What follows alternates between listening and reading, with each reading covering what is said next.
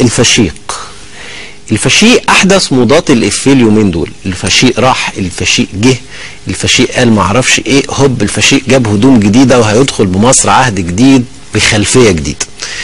والعلم ان الفشيق ده مش مصطلح من اختراعي، دي كلمه بقت دارجه على لسان الشباب اليومين دول، وده طبعا اسلوب مش كويس خالص خالص ومش شيك في انتقاد المعارضين لما كلمه زي دي تنتشر وتشتهر على السنه الشباب في وصم راجل مقاتل حارب وقتل واتقتل زي ما بيقول عن نفسه، وهو الفريق احمد شفيق رئيس الوزراء المصري الاسبق والمرشح لانتخابات الرئاسه حاليا.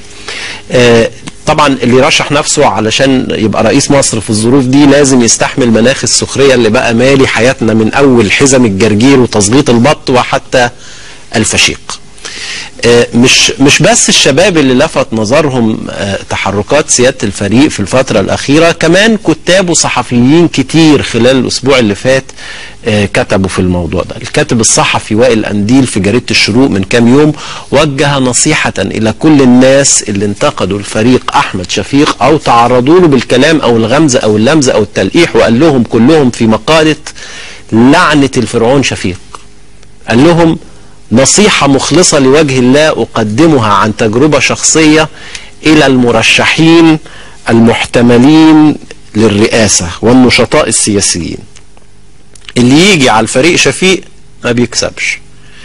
ليه بقى يا أستاذ وائل؟ قال لك بات واضحا أن هناك ما يشبه لعنة تصيب منتقديه ومعارضيه وحساد بوليفراتو السيني يا فندم، وهي لعنة لها مفعول سريع وناجز يؤهلها لمنافسة لعنة الفراعنة.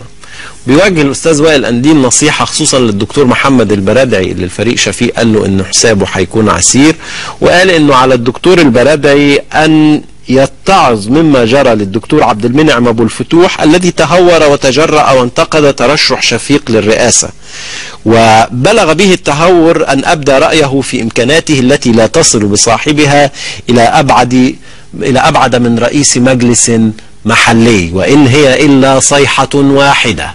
الأدب فضلوا على العلم، حتى كان عقاب السماء ينزل على الدكتور أبو الفتوح وكاد يفقد حياته مع سائقه في حادث قرصنة عفوية وبريئة على الطريق لا علاقة له على الإطلاق بالمناخ السياسي والأمني الذي نحيا فيه هذه الأيام السعيدة.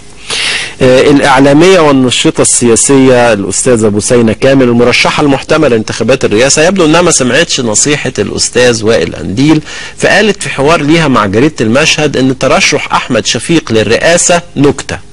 يا خبر أبيض، نكتة ليه بس؟ قالت لأنه محسوب على النظام السابق. الميدان رفض عمر سليمان وأحمد شفيق أيام الثورة، فكيف يقبل بهما الآن؟ لابد أن يحاسب أي شخص تعامل مع النظام السابق. لما يبقى سابق الأول يا أستاذ أبو سينة، دلوقتي بيحاسبوا أي شخص تعامل مع الثورة.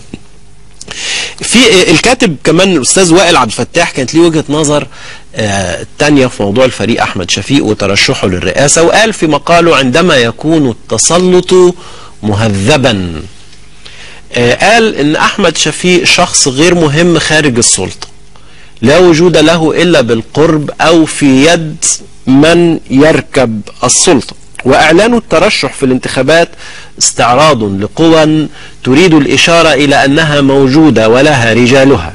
هذه القوى تعتمد على جمهور رأى في الفريق شفيق نموذجا لرجل دولة طيب يتكلم بهدوء ويرتدي ملابس غير معتادة.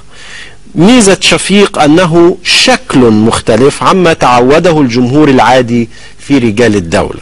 بيتساءل وائل عبد الفتاح بعدها مباشرة، هل لدى شفيق شيء غير الشكل؟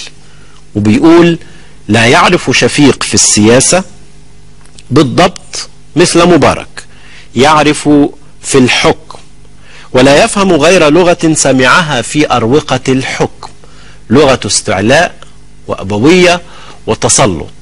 التسلط يمكن أن يكون لطيفا أو أنيقا، لكنه تسلط يغلف غالبا بقيم نبيلة مثل مصلحة الشعب، وهو يضرب الشعب ويتركه مقهورا من أدواته الأمنية.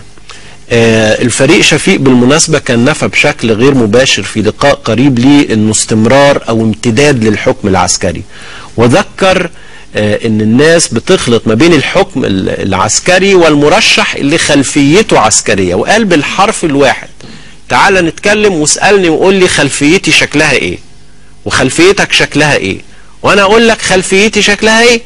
انا نفسي حد يقول لي خلفيتك شكلها ايه. فالكاتب وائل السمري في مقاله امبارح في اليوم السابع تحت عنوان خلفيتك شكلها ايه يا شفيق بيه، كتب بيقول: تحقيقا لأمنية الفريق أحمد شفيق أحب أن أسأله خلفيتك شكلها ايه يا سيادة الفريق؟ فكل ما نعرفه عن خلفية سيادتكم أنها ملتصقة بخلفية الرئيس مبارك، ولو أن هناك إنصافا ووفاء لما افترقت الخلفيتان أبدا، فكما عشتما أصدقاء لابد أن تموتا أصدقاء، وكما يحاسب مبارك الآن متهما بالعديد من الجرائم يجب محاكمتك أنت أيضا بمثلها. بيواصل كلامه وائل السمري وبيقول: خلفيتك أثمرت عن أكثر من 40 بلاغا مخبأ في مكتب النائب العام في عودة مفضوحة لموضة تسقيع البلاغات التي كان يتبعها مبارك مع رجاله المخلصين. ولي أن أذكرك يا سيادة الفريق بأن رجلا مثل إبراهيم سليمان سبق اتهامه بالعديد من الجرائم، وظلت النيابة تسقع البلاغات حتى تجمدت من كثرة التسقيع، ولما تجمدت تمددت، ولما تمددت انفجرت، ولما انفرجت قامت الثورة. أما الكاتب محمد أمين، أستاذ محمد أمين في جريدة المصري اليوم، فعبر بشكل واضح في مقاله عن أنه مش همه الكلام ده كله، ومش موضوع أصلا اللي نقعد نتناقش فيه ونشغل بالنا بيه. وبيقول: لا يشغلني ما قاله الدكتور أبو الفتوح عن شفيق من أنه لا يصلح لإدارة وحدة محلية، ولا يشغلني ما رد به الفريق على زميله بقوله الأدب فضلوه عن العلم. يشغلني من يعبر بمصر في الفترة المقبلة. يا رب يكون شغال جزمجي زي دا سيلفا البرازيلي. دا سيلفا ده اللي يقصده الأستاذ محمد أمين هو طبعا الرئيس البرازيلي لولا دا سيلفا السابق، كانت خلفيته عمالية وكان شغال جزمجي في مرحلة من مراحل عمره، ونجح في انه يعدي ببلاده من الأزمة الاقتصادية ويديرها ببراعة وينهي مدته بعد كده ويمشي في هدوء من غير ما يقول أنا خدمت البلد ولازم أحكمها طول عمري، ولا الواد جمال دا سيلفيا هيموت ويبقى رئيس هو كمان، ولا الكلام ده كله. نسيبنا من الكلام عن الفريق أحمد شفيق واللي قالوه عنه الكتاب والصحفيين. الحقيقة احنا يعني كانت ظاهرة الناس اللي كتبت ضد الفريق أحمد شفيق يعني ظاهرة أكبر من ان احنا نتجاهلها، يعني كان لازم نعلق عليها.